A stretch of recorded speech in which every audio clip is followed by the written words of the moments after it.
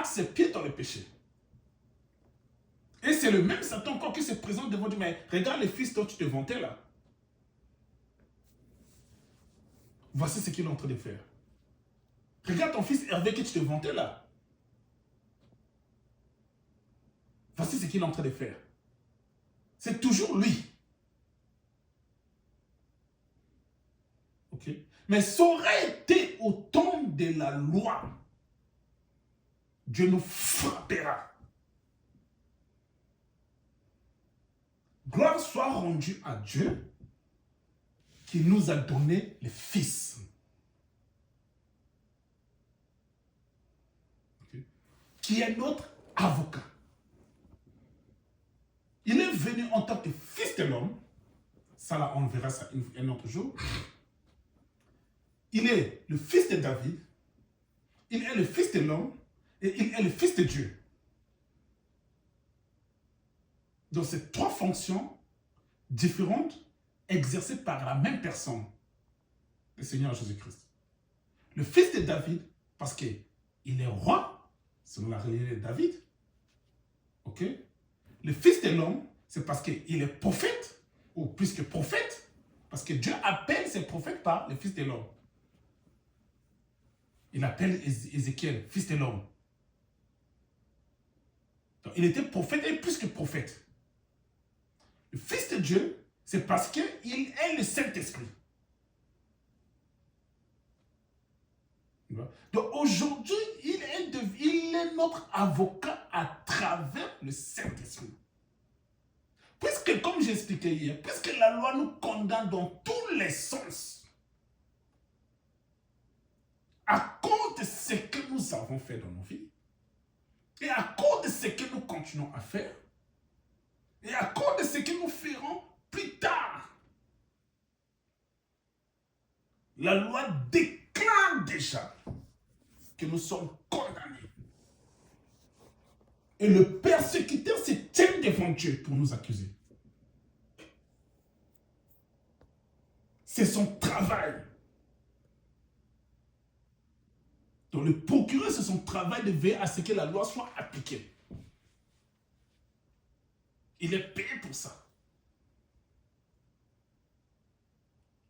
C'est ça le procureur. Il est payé pour ça, pour que la loi soit appliquée. Qu'on puisse condamner la personne. Jusqu'à ce que son avocat puisse prouver son innocence.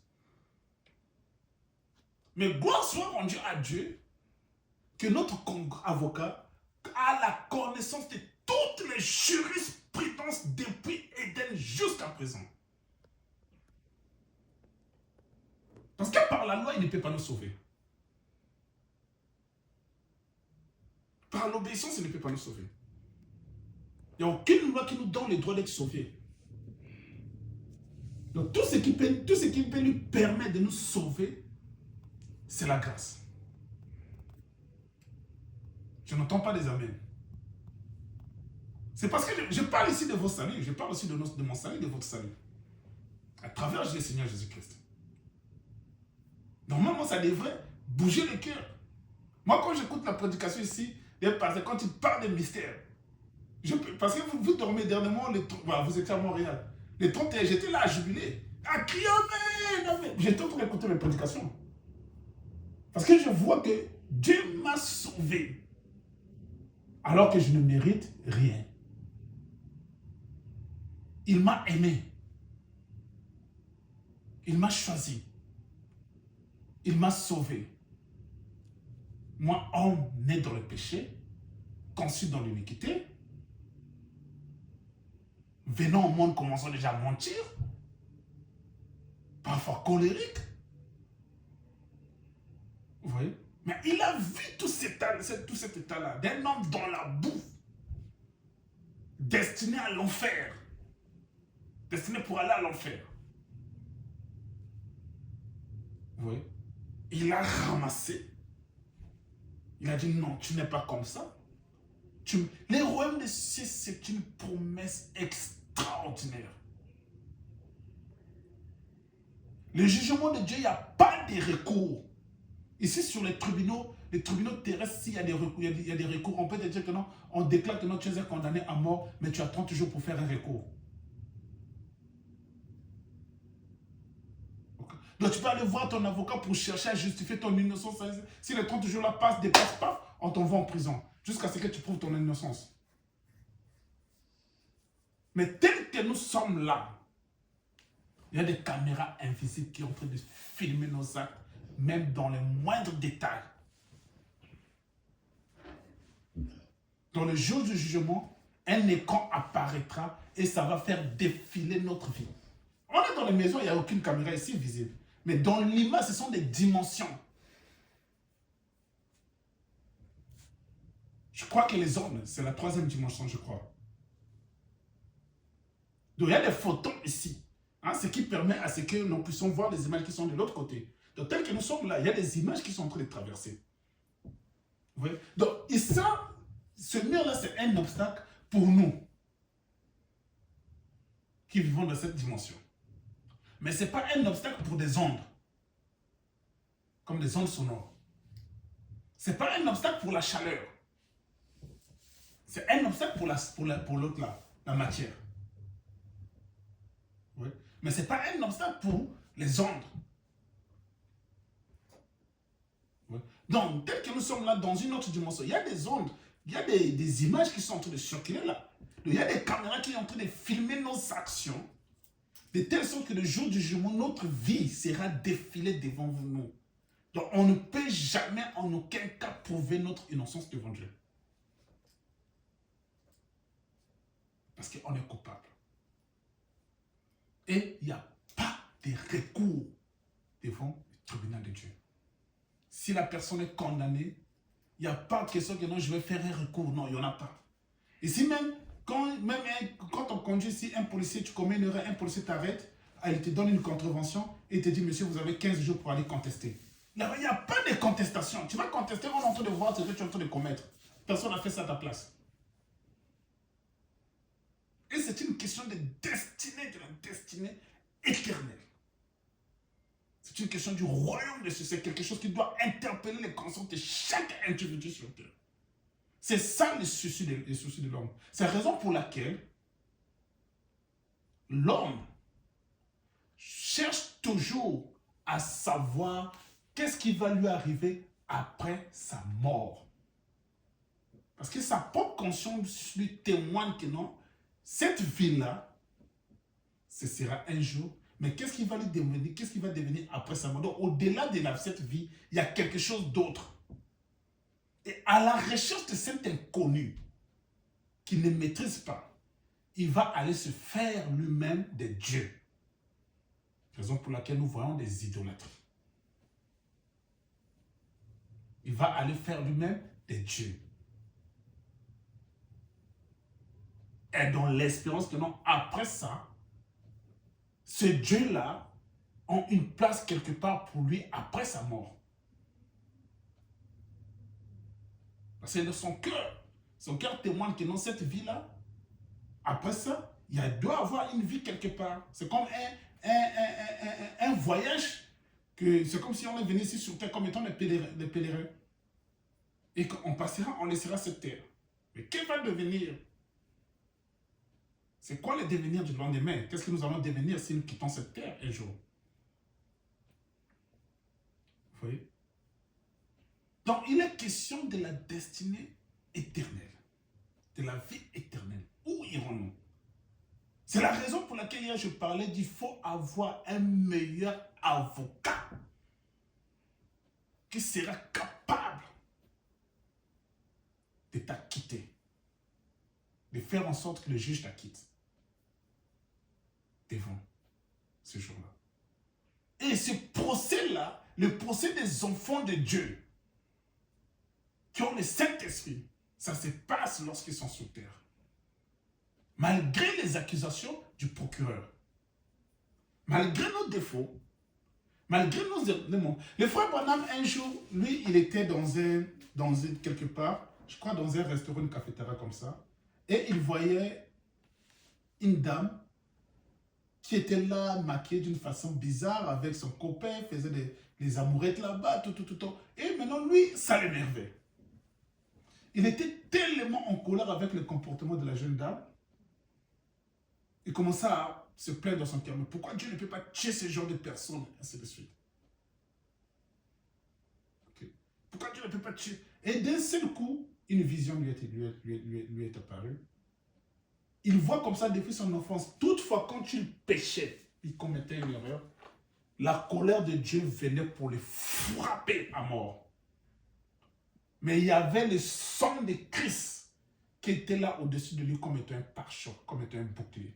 Quand la colère de Dieu venait pour le frapper à mort, le sang de Christ le protégeait. C'est comme ça venait, ça frappe, et ça rebondissait sur le bouclier là. Il s'est rendu compte même, lui-même, il est péché. Après, Dieu lui dit, mais tu es en train de condamner cette pauvre dame. Mais regarde toi-même.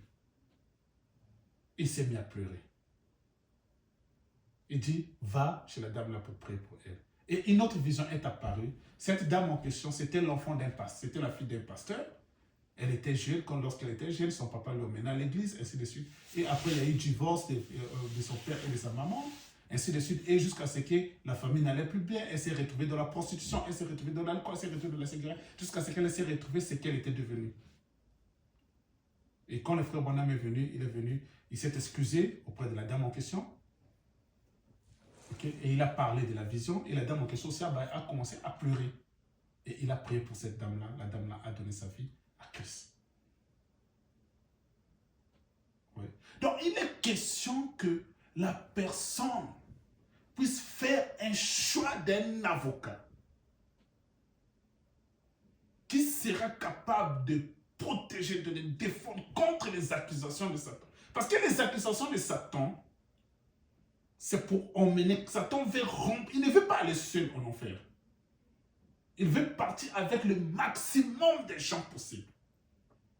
Remarquez, si vous avez eu le temps de lire dans le livre de l'Apocalypse, vous allez vous rendre compte que les dragons, avec sa queue, il était capable de balayer les 2/3 de la terre. Les 2/3 du monde. Oui. Donc, elle a son but, c'est d'emmener le maximum de gens en enfer. Alors, si quelqu'un va aller prendre un avocat chez le musulman, il faudra que, je ne sais pas, Mahomet soit capable de défendre.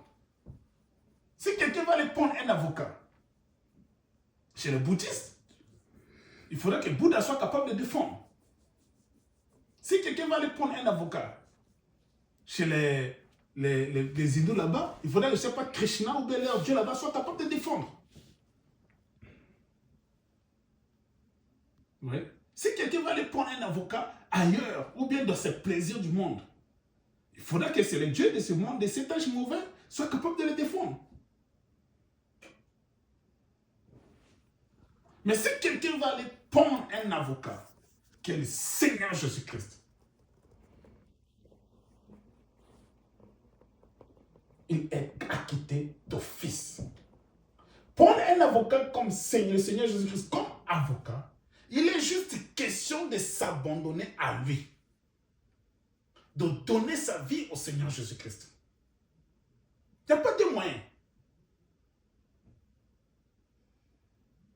Oui. Il n'y a pas de moyen, il n'y a pas trois moyens. Si ce n'est que de l'accepter comme étant son Seigneur et son Sauveur. Comme j'expliquais hier. Que d'autres personnes acceptent Jésus comme étant leur Sauveur, mais ils n'arrivent pas à accepter Jésus comme étant leur Seigneur. Ils ne veulent pas que Jésus soit leur Seigneur. Ils veulent tout simplement que Jésus soit leur Sauveur. C'est ça la vie de votre personnes. Quand on parlera, par exemple, des filles, on parlera de l'alcool. Ils sont là. Mais quand les problèmes arrivent, oh Seigneur, oh, c'est là qu'ils cherchent Jésus comme étant leur Sauveur. Jésus et d'autres personnes comme, oh non, maintenant je vais commencer maintenant à aller prier. J'ai vu comme une fille là qui a tellement gâté ses relations, cherchant le mariage, elle a tellement gâté ses relations, elle a gâté ses relations. À un moment donné, elle est restée comme dit, ah, mais je pense que je dois commencer à travailler, à prier. Pourquoi? Parce que j'ai tellement gâté mes relations. Oui. Et elle a commencé à aller à l'église. C'est parce qu'elle ne cherche pas à ce que Jésus soit son Seigneur. Elle veut juste que Jésus soit son Sauveur. Même un plus grand criminel du monde, il ne veut pas abandonner ses crimes, mais il veut tout simplement que Jésus le sauve. Et même les rois d'Israël, on a vu des rois en Israël qui ne voulaient pas que l'Éternel soit leur Seigneur. Ils voulaient tout simplement que l'Éternel soit leur Sauveur. Et qui sont morts, même dans l'idolâtrie. Quand ils avaient des problèmes, ils criaient à Dieu. Et quand le problème est résolu, ils revenaient à leur idolâtrie. Vous voyez? Donc c'est ça le problème de l'humanité. On est en face ici d'un procureur terrible. Nous vivons. Mais le jour que cela arrivera, il n'y a pas de recours. Il n'y a pas de recours devant la justice de Dieu. On doit s'assurer qu'on a le Saint-Esprit. Est-ce qu'il y a une question? On va prier. Tu peux terminer.